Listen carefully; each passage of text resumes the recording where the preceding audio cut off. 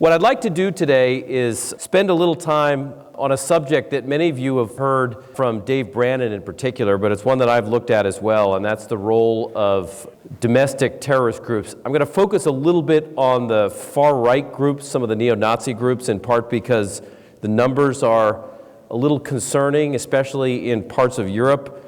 The number of attacks by far-right perpetrators has been rising over the past decade in the U.S., quadrupling between 2016 and 2017. The pipe bombs in October of 2018, the synagogue attack in Pittsburgh have been symptomatic of some growing concerns along these lines.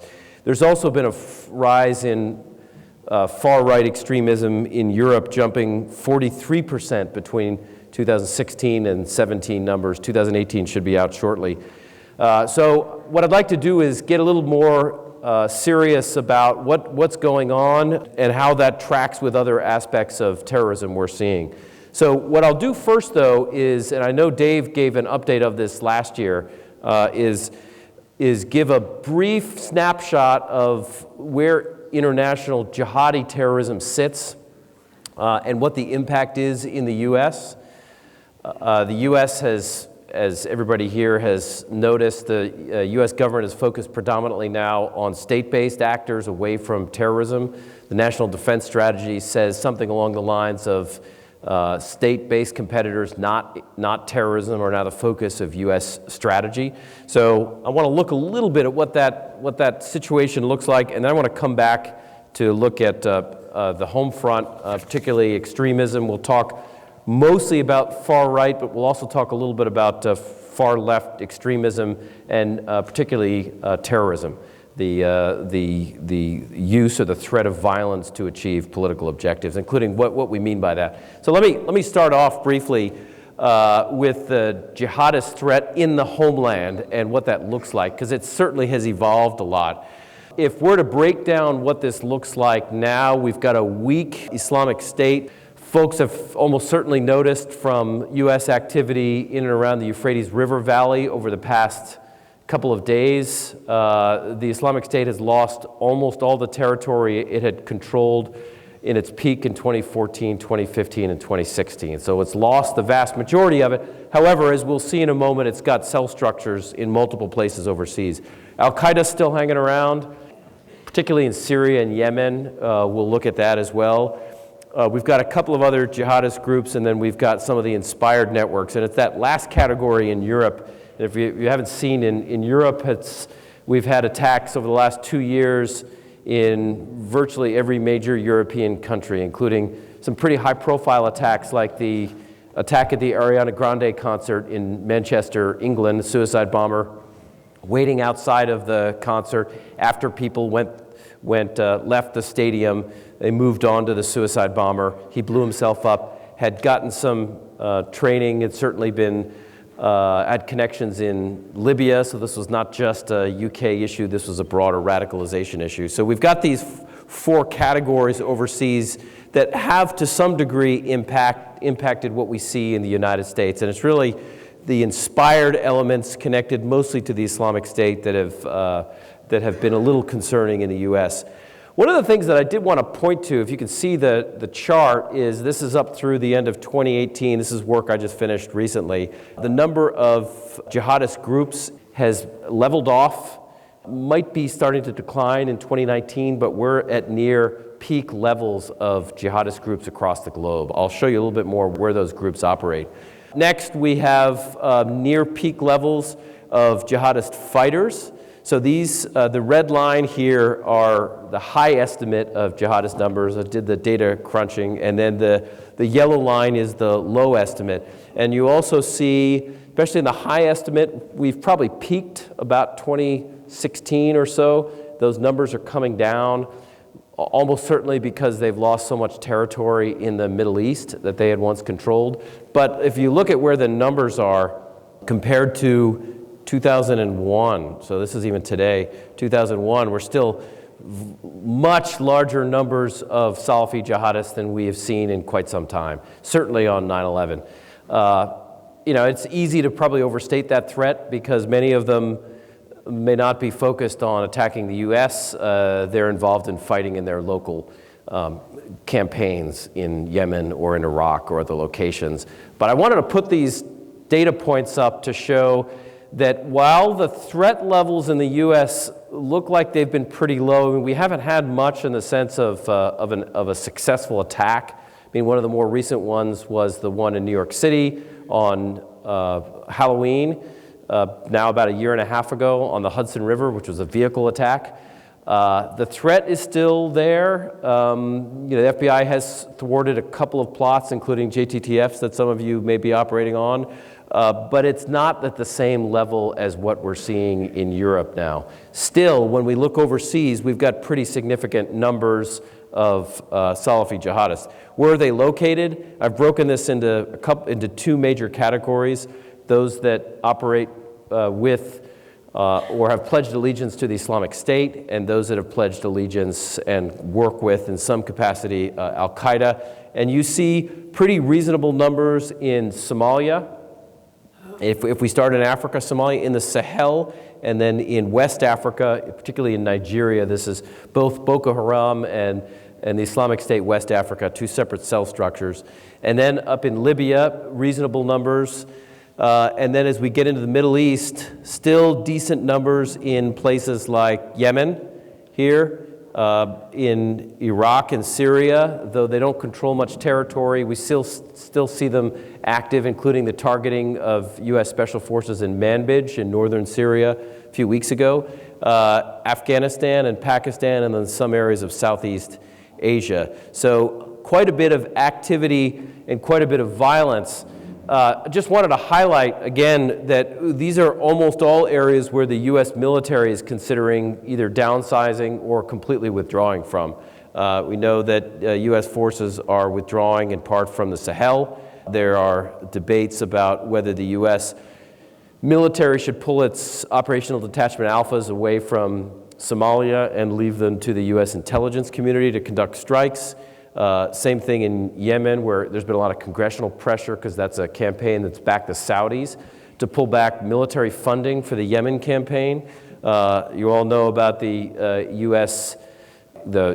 president's interest in withdrawing from Syria, which is beginning to happen. And then obviously there's a big discussion on a withdrawal from Afghanistan in the peace negotiations. So I think the issue here that we have to think through is, with all of this going on overseas, and with a U.S. withdrawal and a focus on the Chinese, the Iranians, the Russians, will there be, what will that do to the CT picture in the U.S. over time? Will that embolden some of these groups? Or will they continue to focus overseas and not on the home front? And these are questions that I've got some views on, but I think they're outstanding questions at the moment. But I think what we can safely say is that the threat to the U.S. from these groups has probably decreased somewhat. The number of attacks has really come down, and so for the moment, we're okay. The other thing that's worth noting is I've superimposed here those same attacks, this is a heat map, on the strength of governance in these areas using World Bank data. And what you can see is in almost all the areas where we're seeing violence overseas, they have virtually non-existent governments. So somehow the idea that these states or governments in these areas are going to be able to effectively deal with terrorism in their midst is highly unlikely. Somalia barely has a government. There's no single government in Yemen. They're competing with the same problem in Libya. Syria, there is an Assad government, but in parts of the east, it's contested areas with Kurdish militias and others. Afghanistan, obviously, we've got a big fight between the Taliban and the Afghan government. So lots of contested areas here with jihadist groups. So the point here is we're not done with this for now and the implications on the homeland, but I think compared to what we're seeing in Europe in particular with pretty notable levels of attacks, U.S. has largely survived with few attacks from these kinds of groups. So again, a decline from what we had to deal with in the 2008, 9, 10, 11, 12 period, but not out of it yet. So that sets the stage for other areas that are of some concern, and this is where I want to get into the far right. I'll talk a little bit about the far left. I mean, and this is something, when I was preparing for this and published something, Dave Brandon and I looked at pretty carefully. I think both of us have come to the conclusion in looking at this that at the moment, the far right groups are generally larger in numbers and probably have more significant capabilities to conduct attacks in the U.S. I don't know that we'll see what we see with some of the jihadist groups, which is an effort to do what we saw on either 9/11 or to conduct much larger attacks. Obviously, we've had Timothy McVeigh in the U.S. that conducted a pretty serious attack in Oklahoma City, but this may be much smaller attacks, and I'll take a look at the tactics along these lines. So what do I mean before getting into it? I want to break this down into roughly two categories, and we can talk about other forms of terrorism. There are obviously religious terrorist groups. There's also groups that are mostly ethnic in nature, but this is not meant to be a political comment. This does not mean Republicans or Democrats.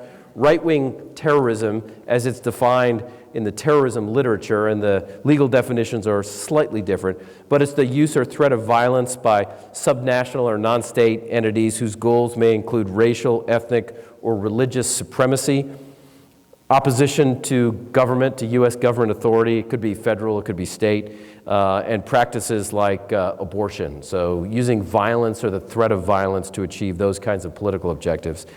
Left-wing terrorism would generally be defined as the use or threat of violence by subnational or sub-state actors or entities that oppose capitalism, imperialism, colonialism, that may focus on environmental or animal rights issues. They may espouse pro-communist or pro-socialist beliefs.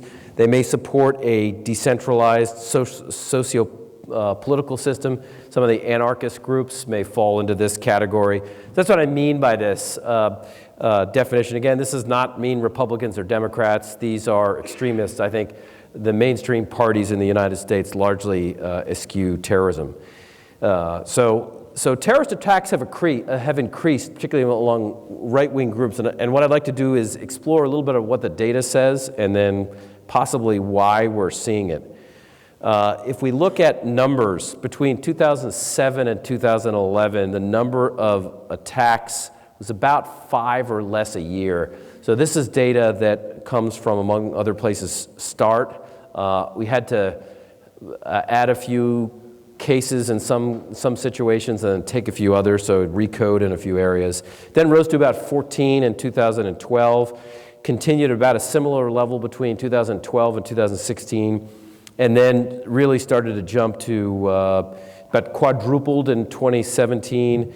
We don't have full estimates yet of 2018, but my discussions with one of your colleagues who's involved in domestic terrorism at the FBI, FBI estimates arrests of right-wing extremists increased pretty significantly in 2018, including some Department of Justice efforts as well. So as you can see here, this is attacks.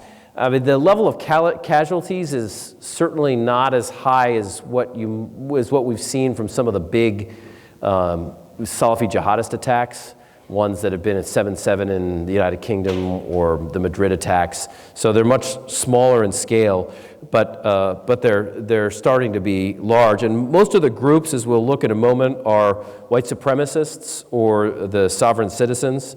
So the latter category, for those who aren't familiar, includes this mixture of individuals and groups that use violence or the threat of violence to protest government functions such as taxation. I mean, I protest taxation sometimes, but not the violence that goes along with that. The perpetrators have been mostly lone actors or small networks, and this does pose a challenge moving forward. And it's a similarity, I think, with what we've seen on the jihadist side, which is lone actors makes it in some ways more difficult to detect. It's easier, I think, to some degree if you've got groups of individuals operating together and because it increases their chances of mistakes. Plus, they have to talk to each other over cell phones or over the email, and that increases the ability to intercept them. If we look at domestic terrorist incidents by at least these three types over the last few years, what we see here is, relatively low numbers, even up through 2017, of extremist incidents. These aren't always successful. Left-wing, reasonable numbers to start to increase slightly by 16 and 17, and then it's really the right-wing incidents that start to increase by 2012, 13, 14, 15, dip a little bit in 16, and then really jump up in 17. If we look at some of the attacks, even in 2018, they're quite concerning. We have the mail package attack, improvised explosive devices consisting of PVC piping, small clock, battery, wiring, and explosive material sent to prominent Democrats, including John Brennan. When we look at what he said, one of his colleagues remarked he was very angry and angry at the world, at blacks, at Jews, at gays. He always talked about it. If I had to complete autonomy, none of these gays or these blacks would survive. This is what we saw from the mail bombing attacks. Robert Bowers, who killed 11 people at the Tree of Life Jewish synagogue in Pittsburgh, was also motivated by ideologies in the same vein. He espoused anti-immigrant and anti-Jewish views on Gab, and I want to talk a little bit about the social media dimension shortly as well. Just before the shooting, as many of you certainly noticed, he posted a comment on his Gab account referencing the Hebrew Immigrant Aid Society, or HIAS, and said that it likes to bring, and I'm quoting, HIS likes to bring invaders in that kill our people. I can't sit by and watch my people get slaughtered. Screw your optics, I'm going in. One of the things that's been interesting, I think, is the pervasiveness across the country. So we've seen the location of right-wing attacks in the U.S. between 2007 and 17 happening across the board. We see them in Southern California, we see them in Northern California, we see them up in the Seattle area, we see them in and around Chicago, we see them in Texas, we see them in Florida, we see them in Virginia, Maryland, and then up into New York and a little bit in New England. So this is a national issue. It's not necessarily focused, and it's some areas of the Midwest with lower populations, we may not see as many incidents, but it's, as you can see with the map, pretty notable across the U.S. from coast to coast. And again, in particular, in the east of the Mississippi, probably the highest densities. What are the weapons and target types we're seeing for these kinds of attacks? Let's look at what the data suggests between 2007 and 17. The weapons types are primarily either firearms or incendiaries. Some of them smaller melee attacks, so using knives or blunt instruments. A few of them explosive, small number of vehicle attacks. Makes it a little different then from what we're seeing with the jihadist attacks in Nice, France, or in Germany with the Christmas market attack, or even in New York City on Halloween. More vehicle type attacks. We saw it also in Barcelona, Spain with the vehicle attack. Few so far along these lines, although obviously we did see one incident in Charlottesville, Virginia. Target types, pretty widespread. A lot of religious figures and institutions, including, as we saw in Pittsburgh, Jewish-related, private citizens and property, which is a pretty reasonable percentage, and then others that you would suspect abortion-related clinics, and then businesses that are viewed for whatever reason as supportive of an agenda that is antithetical to some of these groups. They're pretty widespread, and none of this is meant to note that they are in any way, there's a hierarchy here. I think as someone who spent a lot of time looking at jihadist groups over the years, they're even more fractured as I've looked at them than what we see with Salafi-Jihadist organizations. We see groups from the Klan to some of the neo-Nazi groups to Christian identity, anti-LGBT groups, and we see them across the country. Again, probably a higher density east of the Mississippi, but also pretty reasonable numbers in even states like California and then up in the state of Washington and in areas like that. Some of the groups to highlight, we'll talk about a few of them here, from the Klan to the Rise Above movement. I want to talk about Rise Above in a second.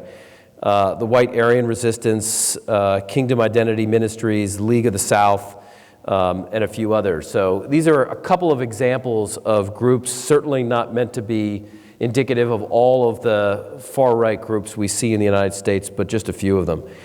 One that I want to focus a little bit on is the Rise Above movement, and this will be a little bit of a case study, and why I think this is interesting is because some of the direction that the Rise Above movement has gone in, or is at least indicative of some changes that we're seeing from years past. So if we look at people like Ben Daly, one of the things that I found quite interesting in how some in this far right have started to adapt to society is to become less visible and less conspicuous, but also to become much more involved in social media, the internet, and including communications overseas, because we'll look at the connections between the far right in the US and the far right in Europe. So if we look at Ben, a couple of things are interesting from intercepted communications or private Facebook accounts and conversations he's had with others. One is a pretty clear desire among some in this movement to become less of the classic skinhead, visibly classic skinhead, with shaved heads, with steel-toed combat boots, and other kinds of clothes that might be clearly indicative, if you saw them on the street, that this is someone who's a white supremacist. Ben Daly instructed his supporters to wear clothing like polo-style shirts, khakis, to get military-style haircuts, but not shaved heads. So I've included some intercepts of conversations with one of his associates, and he says, just quoting, "If you're still in the LA area, it'll probably be me meeting up with you. We go for the implicit look, so you'll have to change your style up a bit when you're with us." His associate said, "Yeah, that's fine. I can grow my hair out if I need to, drop the boots and braces, etc." Daly responds, "Trust, I did it for a long time too, but ultimately the 80s in that style of nationalism proved to be ineffective. I think it's time to reimagine the nationalist look and the playbook. We have become predictable. That needs to change." And then he says in a later post, "I would be mindful of saying anything that could be misconstrued as a call to violence. I know people who literally have feds show up at their door over posts." These are on the internet or social media. "Just food for thought. Trust, I'm not speaking in terms of morality, rather practicality." So a recognition that while many of their views may not change, how they're viewed and sell themselves publicly, and even how they communicate online has to change, because they want to minimize their overt appearance and make it much more difficult, again, for people to recognize them, at least off the cuff. So what factors are driving these numbers? And I want to go back to the numbers I started with. The number of attacks by far-right perpetrators rose over the past decade, more than quadrupling between 2016 and 2017. So quadrupling. So why are we seeing greater numbers of incidents? What factors are driving this kind of extremism? I think there are a couple of things that are doing it. So take these more as hypotheses than it's like anybody here who wrote, or everybody here who wrote his or her thesis. We're dealing with social science. It's more of an art than an actual science. So I've got three things that are worth, I think, paying close attention to. One is the role of the internet and social media. What we see with right-wing extremists is they're increasingly using the internet and social media to issue propaganda statements, to coordinate on training, including combat training, So where they've been involved in combat training in the U.S., a lot of that is coordinated through social media, organizing travel to attend different protests, raising funds, recruiting members, general communication. The internet and social media have provided, in this sense, an unparalleled opportunity to reach a broader audience, including with their particularly European comrades. This is not a surprise. Many of the Sunni extremist groups have done the same kind of thing. In fact, this is an Islamic State defector who was pretty involved in propaganda issues in Iraq and Syria, and he was quoted recently as saying, "The media people are more important than the soldiers. Their monthly income is higher, they have better cars, they have the power to encourage those inside to fight and the power to bring more recruits to the Islamic State." We've also seen them use social media, including sites like Telegram, to recruit, radicalize, so I'm still talking about jihadists here, radicalize, raise funds, intimidate, and communicate with other members, future members, hopeful members, as well as the public. So this is something extremist groups more broadly have done. And this includes a lot of different types. So right-wing networks, and again, I'm talking about extreme right networks, have used Twitter, again, hashtags like #nationalist and #ultra-right in Twitter posts. They've posted videos on YouTube for all to see, established Facebook pages. I mean, this is not what we saw in the 60s or 70s, in part because they didn't have the opportunity to use these kinds of technologies. Created Instagram accounts, communicated on social media sites like Gab, and then used voice over the internet protocol applications like Discord. And I think this is the thing we see with extremists across the board as commercial off-the-shelf technology improves and it becomes easier to get access to some of these encrypted communications. Groups of all types are using them. So it's great for you and I to communicate on some of these encrypted technologies, or my kids and I, or my wife and I. But for us to communicate with these kinds of organizations. But when it comes to extremist groups, they can also leverage a lot of these communications. And we've seen challenges in some case with getting access to those phones or breaking into them, whether it's either a back door or a front door. We've seen a couple of cases where they've sprayed graffiti, so they've gone back to old techniques to advertise. And then obviously we've seen websites like the Daily Stormer, which remain influential among neo-Nazi and white supremacy activists. They've been littered with phrases like the 14 words, "We must secure the existence of our people and a future for white children." So these kinds of issues are proliferating on social media. So that's one area, and probably one reason that may explain more recently this rise over the past couple of years is an ability to reach larger numbers of people. A second issue appears to be, and this is connected to the first one, increased interaction between some of these far-right groups and those in Europe especially. So again, to go back to the Rise Above movement, in 2018, for example, in the spring, several members of Rise Above went to Germany, Ukraine, and Italy to celebrate Adolf Hitler's birthday and to meet with members of European white supremacist groups. Its members posted photographs on their Instagram accounts of Europe with the Rise Above movement logo, and then words like, "Rapefugees are not welcome here," "Revolt against modern activism, athletics, virtue," "Right side." So it was pulling together communities in multiple parts of the world in ways that I'm not sure we had seen. And it's actually what it's led to in talking to folks in the U.S. intelligence community.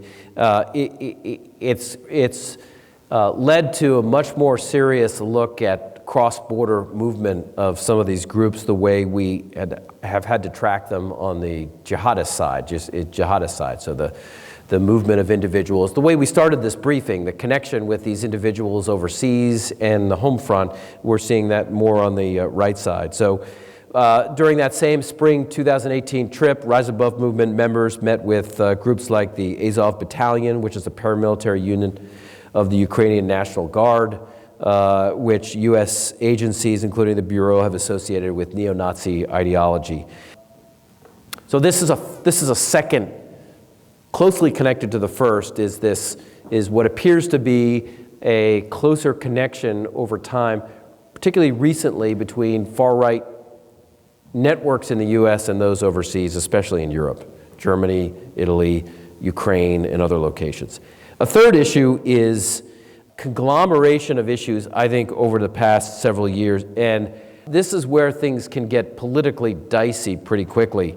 I think it's fair to say that this movement started to get energized. The number of incidents starts to rise with the election of an African-American president in the United States, Barack Obama.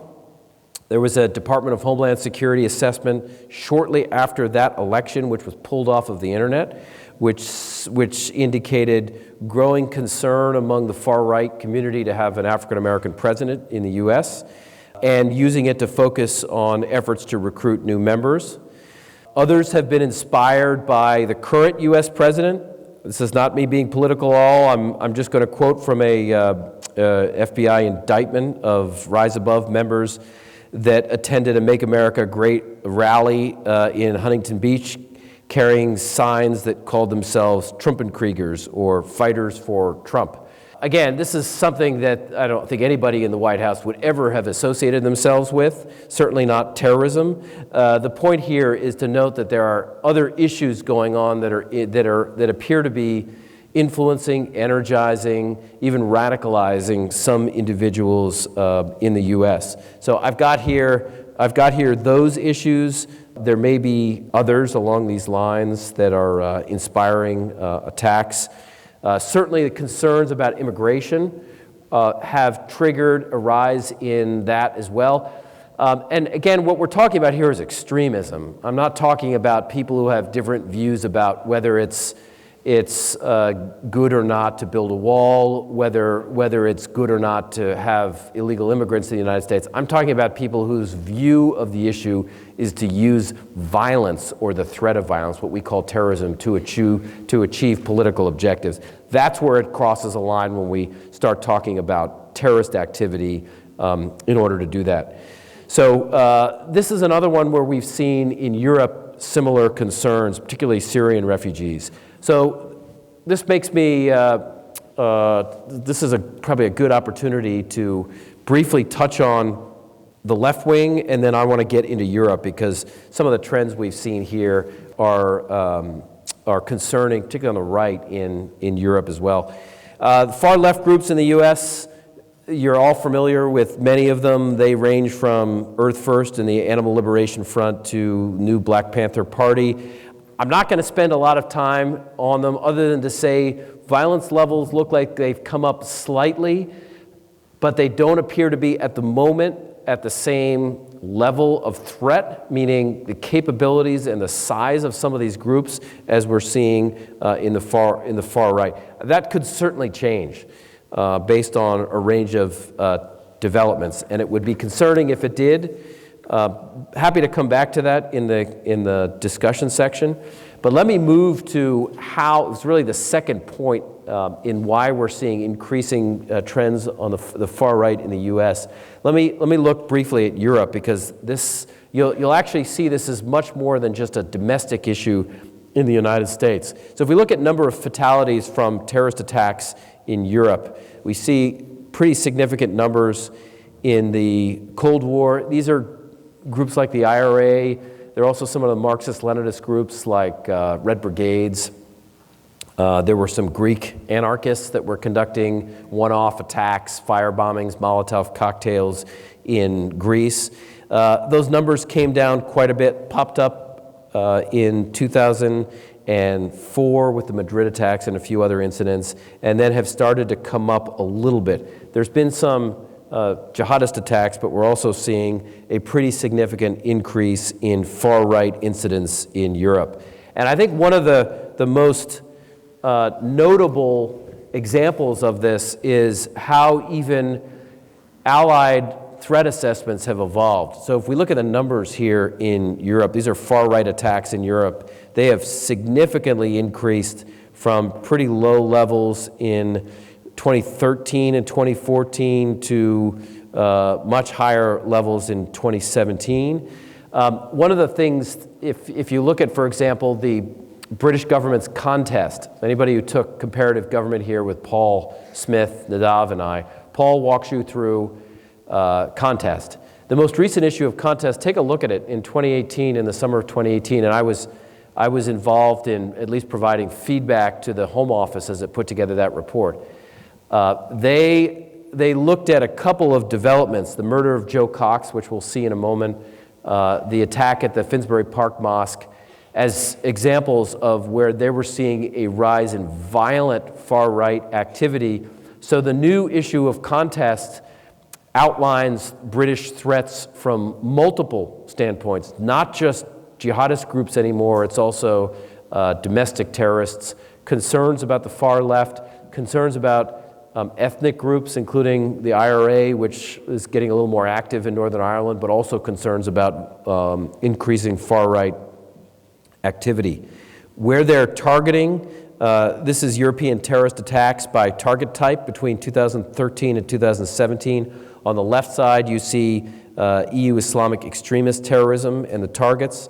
In the right side of the screen, you see EU right-wing terrorism. Most of the focus there is largely religious figures and institutions, and we'll look at Finsbury Park, as well as private citizens and property, some government installations as well, but and some businesses. But the examples are pretty pervasive. In the right side of the screen, I'll just read this to you. This is from the German Ministry of Interior. This is roughly the head of German police, who said the internet has become the most important propaganda tool in the right-wing extremist scene. He's talking about Germany. As soon as right-wing extremist organizations began planning large-scale public actions or launch campaigns, they almost without exception used the internet to spread the news. So this is growing far-right use of the internet, much like in the United States. Designated websites, social media profiles, online flyers and images, texts, and video clips posted on the internet are key elements of their online campaigns. Since the right-wing extremist scene began using the internet, its basic methodology has been to openly show its presence and disseminate on the one hand, and to shift its communications and criminal behavior to protected, non-public areas of the internet on the other. So that's the use of the dark web in some cases for some of the more criminal behavior out of the spotlight. So they've got elements that they've got much more covert, and in the overt side, which is used for recruitment, for broader communication, for financing as well. So in Germany, I've just given examples here of IBD and supporters of the Reich citizen ideology. In the United Kingdom, Britain first. Note, by the way, that according to British law, they've been able to legally ban these organizations. It would be a difficult thing, I think, in the US to outright ban some of these organizations, but the British have outright banned Britain first and arrested a number of its members. In the Czech Republic, a number of groups, including the Pro-Vlast movement, Soldiers of Odin. In Portugal, the Blood and Honor organization. So we see in the European context growing concern in the most recent TSAT assessment by Europol. Go check it out. Very serious concerns about these developments in the European Union.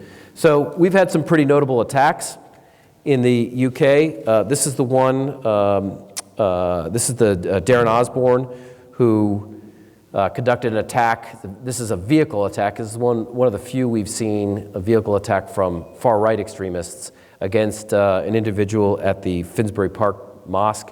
This is an anti-Muslim attack. So he was motivated in part by immigration issues in the UK and the broader debate, as well as Muslims in general, to conduct an attack and to kill in that name. We also saw a member of parliament. This is the assassination of Jo Cox. This is a photograph of her. Flowers surround a picture of her during a vigil in Parliament Square.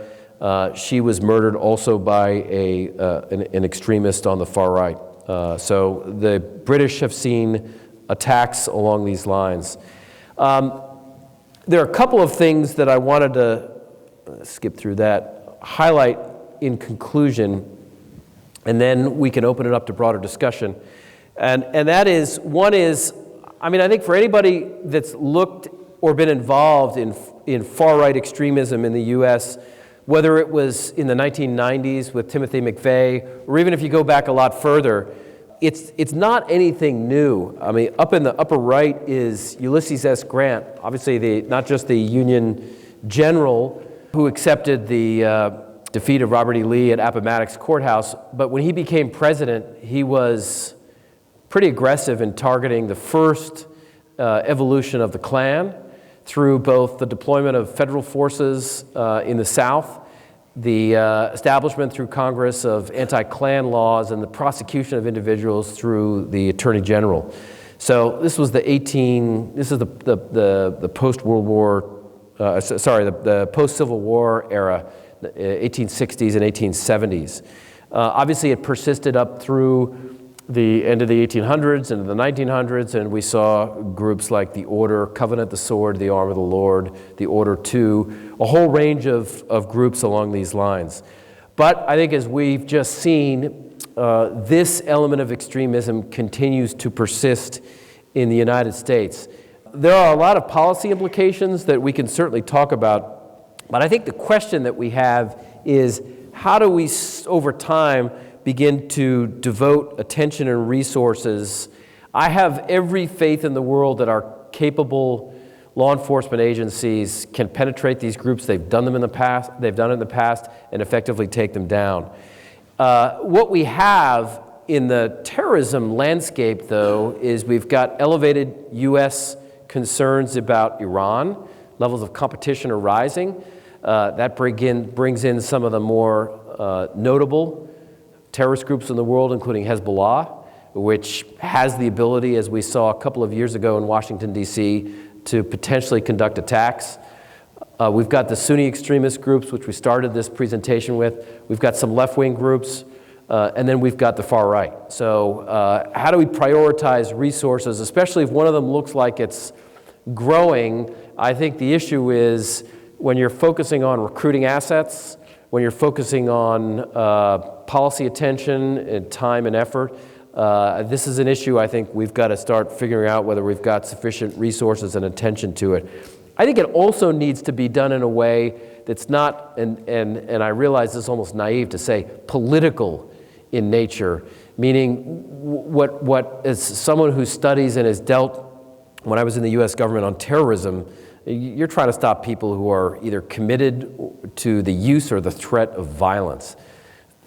Using terms like right-wing or left-wing is politically charged, especially in this polarized environment. So how do you deal with these threats in a way which conveys that you're simply trying to protect American lives and not dealing with, you don't care for the most part about the political side per se. And I think, there are also other elements of cooperation. Europeans have a serious problem along these lines, which means that there also needs to be growing partnership between the Europeans and the U.S. on this issue. Australia actually as well, so some of the broader Five Eyes community, that the U.S. has improved on the international terrorism side. Those linkages on domestic terrorism are not as good, but need to be improved, I think, over the next couple of years. And then finally, the whole series of questions on the private sector. So the private sector clearly years ago was pretty good on child pornography. It's starting to come along on some aspects of jihadist terrorism. How well it does in these areas and how you manage free speech is a touchy subject. So these are a couple of things that I wanted to raise as we sort of think through how to deal with with concerns about the way terrorism is evolving. Again, jihadist, right wing, which is what we mostly focused on here, far right, and then obviously left wing and other groups.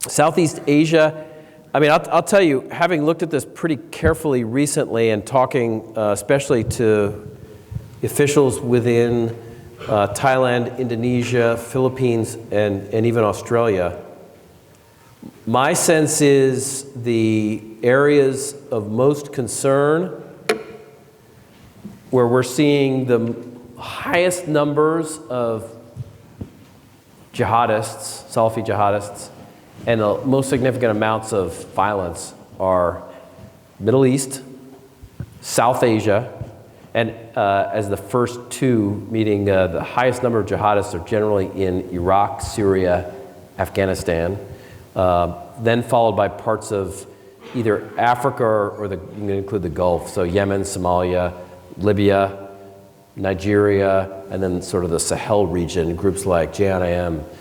Southeast Asia, there has been a return of some foreign fighters from the Syria-Iraq battlefield, including the Turks have deported a few into that area.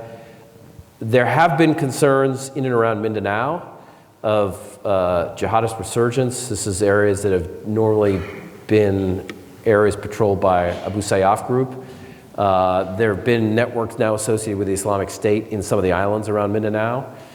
That's an area of concern. I mean, my sense is there are possibilities for attacks in Southeast Asia, but the levels and the numbers are not still like they are in the Middle East, South Asia, and parts of Africa. I would say those are the three most volatile areas. Southeast Asia would be a second category, but one that would be concerning as well. I'm personally not seeing it at quite the same level as I see, say, the Middle East.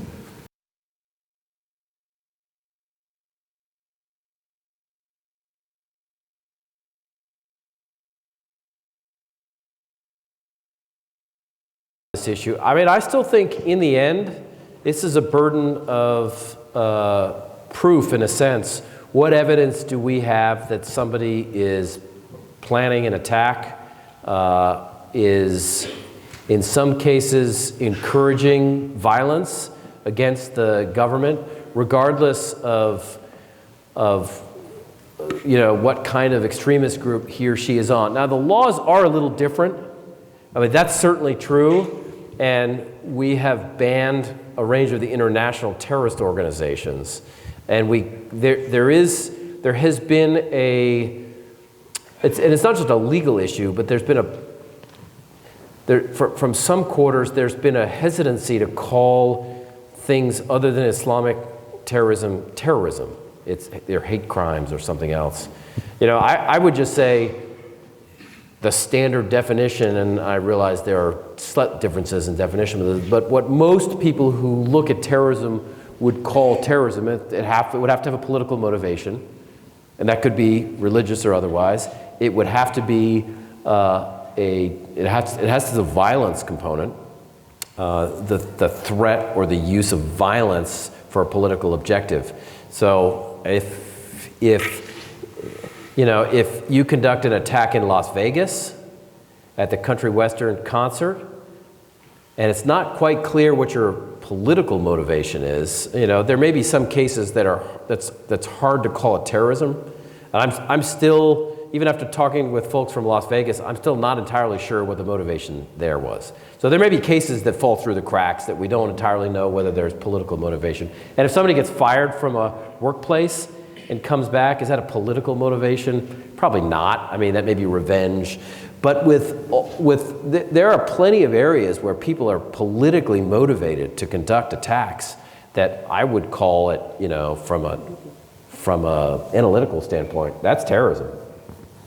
Whether you want to call it that legally or not. So, I mean, part of it is trying to impact the dialogue on this issue. So I've been doing a lot more publishing with a few others. I think Dave Brannon's in the same category, Bruce Hoffman, calling it terrorism where we see it. I don't know how much that changes the discussion along those lines, but I think this is a really interesting question that I'm not sure we'll fully grapple with, fully resolve, and it becomes politically sensitive too for a whole range of reasons. But for me, it's pretty clear cut. If there's a political motivation and it's violence, then it's terrorism for me.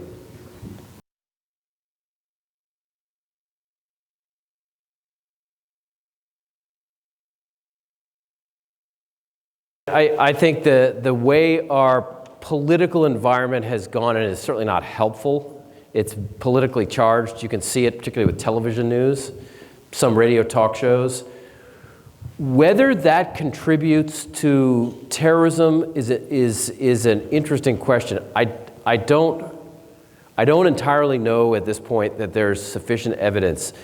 So when we looked at some of the causes for what is contributing to a rise in this activity, we do see a couple of things, and I'll just hit them again, and then I'll answer your question in this context.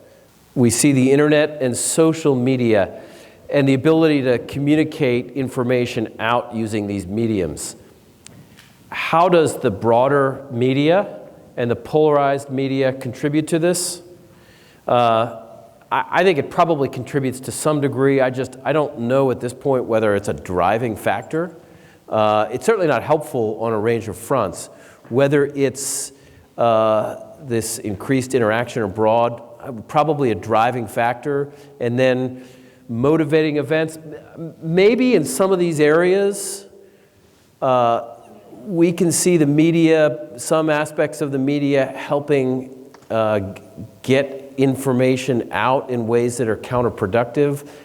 I don't know how much our media more broadly, though, is going to be a driving factor. I mean, part of this is when you look at the numbers and what's motivating individuals to conduct these attacks, it's like the Islamic extremist component. They are radicalized on their own social media forums, not necessarily by the broader media landscape. So I guess it's the answer. My view is, and I'd be curious how other people here feel, is that it's not helpful the way our media has become so polarized. Whether it is one of the major driving factors of far right or far left extremism, I'm not convinced there's evidence there, at least yet.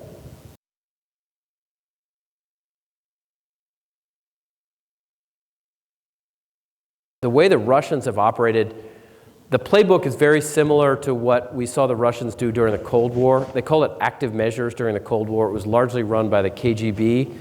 Now it's run by their essentially Defense Intelligence Agency equivalent, which is the GRU. And this has been a major focus of Russian activity. But I think what many people miss is where the Russians have gotten involved, and we see it with a range of they operate both through direct GRU channels, but they also work a lot with surrogates, basically front companies or hacker communities that are pulling information.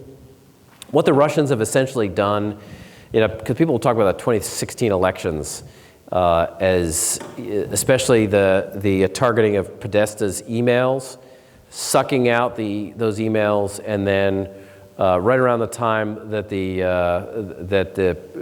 current U.S. president was coming under fire for his comments on what was the television show he was recorded. He had the comments about grab, you know what I'm talking about. That the data dump of information came out on WikiLeaks. I think what most people actually fail to realize is where Russian information operations have focused on is exploiting polarized elements of American society. They have established front groups and front networks and front Facebook accounts and Instagram and Twitter on pro-Black Lives Matter, anti-Black Lives Matter, pro-Me Too, anti-Me Too, pro-gun rights, anti-gun rights. They've been on all sides of these issues, including trying to exploit issues like Charlottesville. So have been focused on trying to exploit divisions in American society. I mean, their goal more broadly is, if you look at where the Russians are today from where they were during the Cold War, they had significant global influence. At the end of the Cold War, they lost most of their territory, about half their territory, which became independent states. All of their allies in Eastern Europe, almost all of them became European Union and NATO members. And then even more recently, Ukraine and Georgia and a few others have become much more pro-Western. So from Russia's standpoint, this is an effort to try to expand back their power and influence. This explains why they went into Crimea. This explains now their power projection capabilities in Syria. They've got ports that they use in Tartus and the air base in Latakia. This is an effort to start working and to regain their period of global and regional influence that they've had historically, and I think Vladimir Putin wants to have. So part of your way of doing that is to build your capabilities, military and otherwise, to become more active globally, as you probably saw, just as the US has been involved in trying to broker a peace settlement in Afghanistan. The Russians invite some of the Taliban. They don't invite the Afghan government, but they invite some opposition members to Moscow for talks. They're providing assistance to the Taliban. They're operating in Libya with some of the forces that the U.S. has also operated. So they're trying to come back. Another way to do that, and we saw this in the active measures playbook of the Cold War, is also to weaken your opponent. And it's weakening your opponent, probably the easiest way is to create divisions internally, exploiting our polarized system, as well as trying to exploit divisions between, say, the US and its major allies within countries like NATO, so mostly European allies. And that's the way they've been conducting some of their campaigns to exploit divisions. So I would put the Russian efforts here, when we talk about the far right, in the same category as with any other polarizing issue in the US, is exploiting grievances, divisions within American society. They don't have to create anything. They've got to exploit divisions we already have within our society. That's, I think, partially what GRU and other Russian intelligence agencies have been trying to do. It's to weaken us. And, in our society today, it's probably not that hard. We are vulnerable to being exploited, not just because we're so technologically connected, but also because we're so politically divided, probably more so now than maybe since the Vietnam War. So I think this is the way, having been looking at some of these Russian activities, they're operating.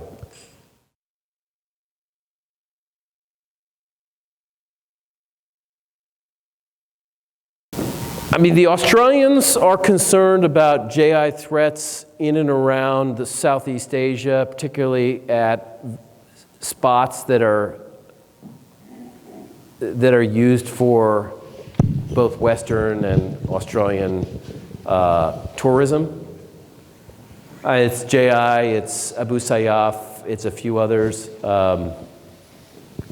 I think when it comes to US intelligence and US concerns about when it comes to groups that are plotting attacks against the homeland or plotting attacks against, say, US embassies or US companies or kidnapping of US citizens overseas, I think the groups I would still come back to are not necessarily in any order, but are the Islamic State and its inspired individuals. Some areas of al-Qaeda activity. There does look like there's probably active plotting right now coming from parts of Syria, particularly Idlib, into the west. I think there still are concerns about Yemen, al-Qaeda in the Arabian Peninsula, mostly focused on local activity. I think if you go to the Sahel, there's a lot of threat, but it's mostly to hotels up in the Western hotels in the South, but it's more, broader Western targets as opposed to just U.S. ones. Some concerns in Libya with individuals that have trained there and may conduct attacks, but I would say it's probably mostly the Syria, Iraq area, Yemen, as being the primary areas, and the groups associated with them, mostly Islamic State and Al-Qaeda in those areas. JI, again, I consider probably more of a regional threat, and ones that those in the Philippines and Indonesia and Thailand and Australia are taking a close look at. I think as a threat to the U.S., still, I would put them at a lower category right now, unless they were to target an area that was, we had a lot of U.S. tourists visiting. But it would be more, I think it would be more of an attack that was targeting Westerners than just U.S. citizens.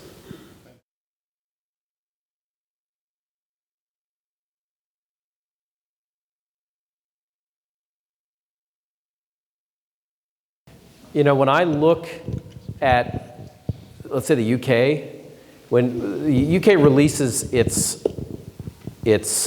contest, one of the key parts of contest is the prevent, and it's the programs that are directly connected to prevent, like the Channel program, which are at their core that's a CVE program, because you're trying to limit an individual from moving to violence, you're trying to catch them as they're radicalizing and then prevent them from at least moving to violence.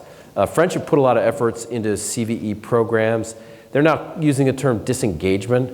The French, for better or worse, we can agree or disagree, have essentially argued that we're not trying to de-radicalize anymore, that individuals may be radical. What we want to do is prevent them from violence. And so that means disengage from violence. So I think the U.S.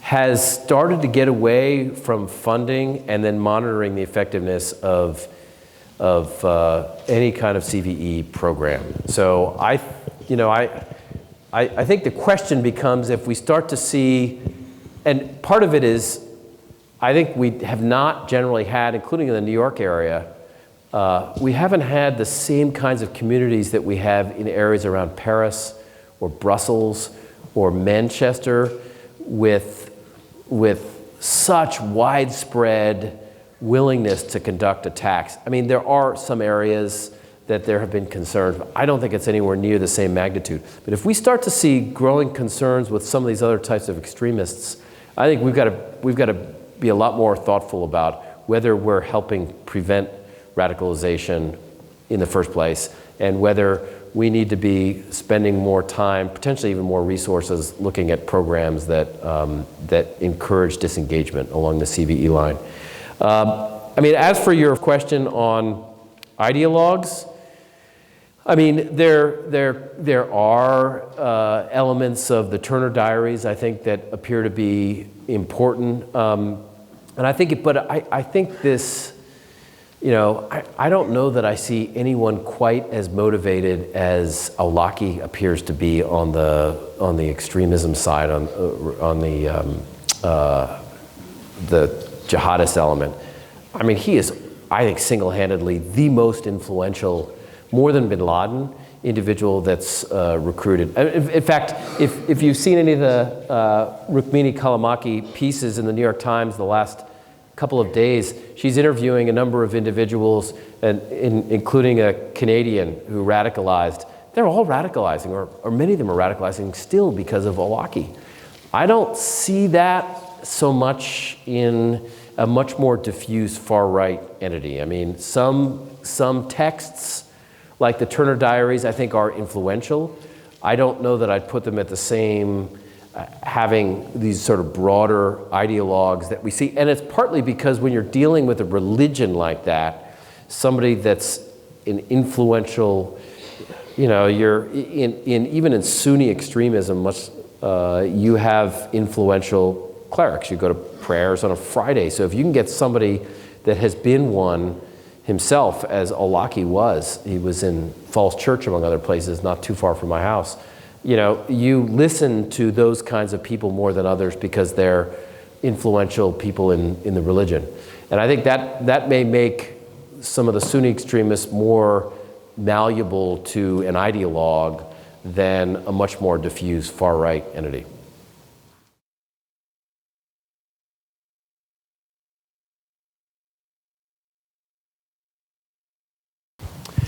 Yeah, I don't necessarily see at this point that Brexit will have a major increase on jihadi terrorism.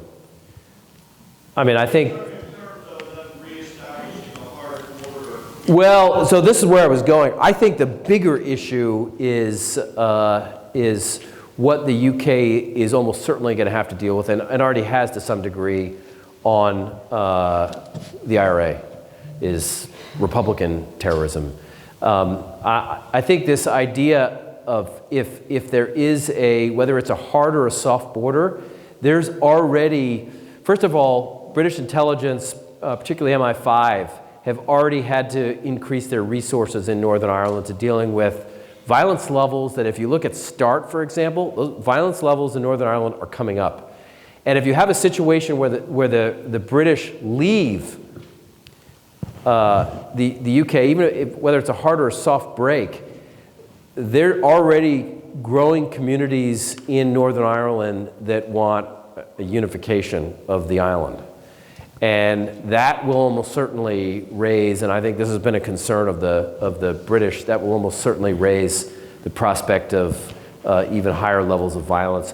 But it's IRA-related violence and then the loyalist response to it. So the 1998 Good Friday Accords, I think, did a pretty good job of getting a political negotiation where Sinn Féin gets brought into the political establishment, gets legalized, and then most of your debate in Northern Ireland is not through violence anymore, it's through politics, because most members now can discuss the future of Northern Ireland politically, including having autonomy.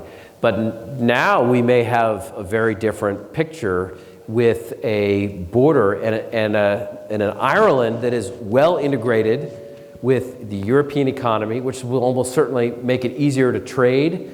I mean, I find it interesting. The UK, if it breaks, and especially if it's a hard break, we may see a continuing flood of trade out of the UK. We're now seeing what could be a third political party formed, not Labour, not Conservative. So this may have massive political, economic implications in the UK that may trigger more of the IRA constituency to want to get out of the United Kingdom and to join Ireland. And I think in that sense, that bodes, if that's the direction we go on, that may bode for a reigniting of the conflict in Northern Ireland.